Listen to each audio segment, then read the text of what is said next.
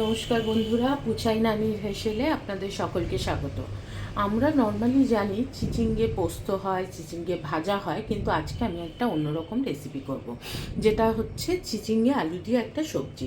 এখানে চিচিঙ্গে আমরা কেটে রেখেছি গোল গোল রিং রিং করে। এখানে আছে আলু, টমেটো, পেঁয়াজ কুচি। মশলার মধ্যে যাচ্ছে, এটা আছে হিং, হলুদ গুঁড়ো, ধনিয়া গুঁড়ো, ফোড়নের জন্য 5 ফোড়ন, লঙ্কা গুঁড়ো আর নুন। চলো তাহলে দেখে নিই কীভাবে আমরা এটা তৈরি করব। প্রথমে কড়াটা গরম করে তার মধ্যে সামান্য একটু তেল দিয়ে দেব। তেলটা গরম হোক। তেল গরম হয়ে গেছে, প্রথমে দিয়ে দেবো এর মধ্যে 5 ফোড়ন,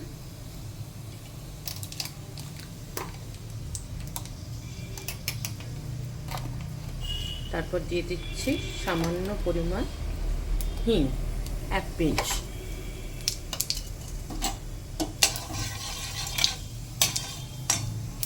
এরপর এই তেলে দিয়ে দেবো পেঁয়াজ কুচি,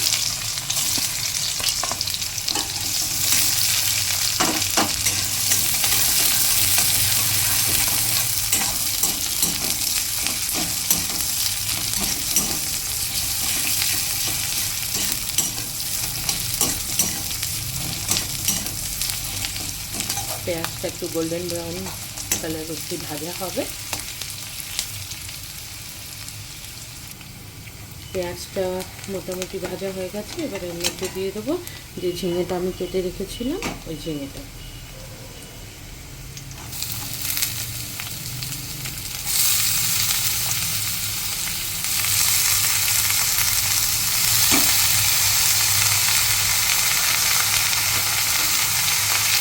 দিয়ে দিলাম পরিমাণ মতো নুন,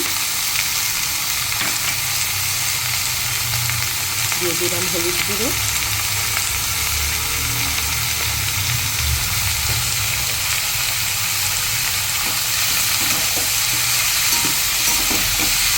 ভালো করে এটাকে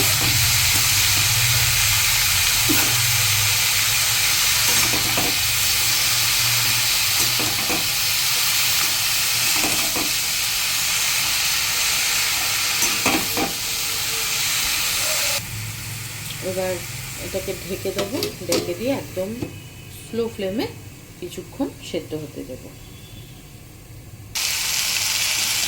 এবার দেখো আলু আর চিচিঙ্গে দুটোই কিন্তু ভালোভাবে সেদ্ধ হয়ে গেছে।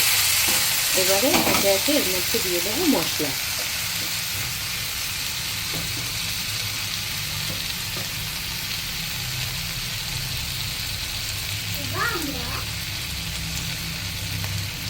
এর মধ্যে দিয়ে দেবো ধনে গুঁড়ো,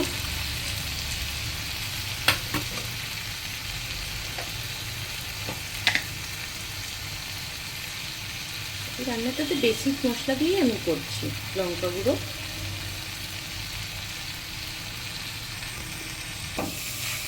হাই ফ্লেমে ভালো করে মশলাটাকে ভাজবো। আলু আর চিচিঙ্গের সাথে ভালো করে মিশিয়ে নেব।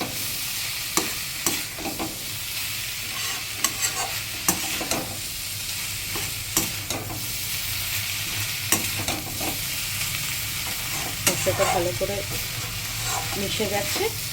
এবারে কেটে রাখা যে টমেটোটা আমরা রেখেছিলাম সেটা এর উপর দিয়ে দেবো। টমেটোটা আমি আগে দিই না, কারণ সেদ্ধ হতে একটু বেশি সময় লাগে। যখন সবজিগুলো সেদ্ধ হয়ে যায় তারপর আমি টমেটোটা দিয়ে দিলাম।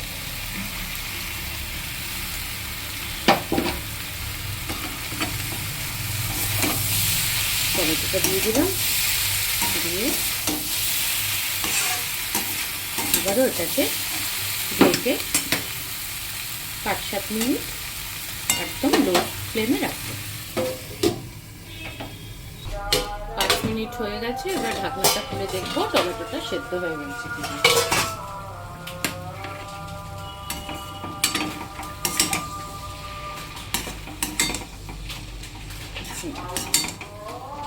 টমেটোটা সেদ্ধ হয়ে গেছে। এবার আজকে আমার কাছে ধনেপাতা নেই, না হলে লাস্টে একটু ধনেপাতা ছড়িয়ে দিলে জিনিসটা আরও খেতে ভালো লাগবে।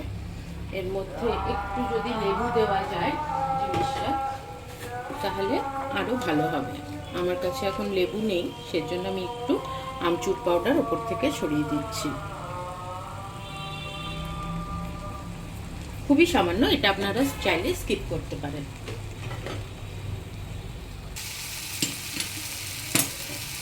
এটা একবার রেডি হয়ে গেছে, আমি গ্যাসটা বন্ধ করে গরম গরম সার্ভ করবো ভাত বা রুটির সাথে।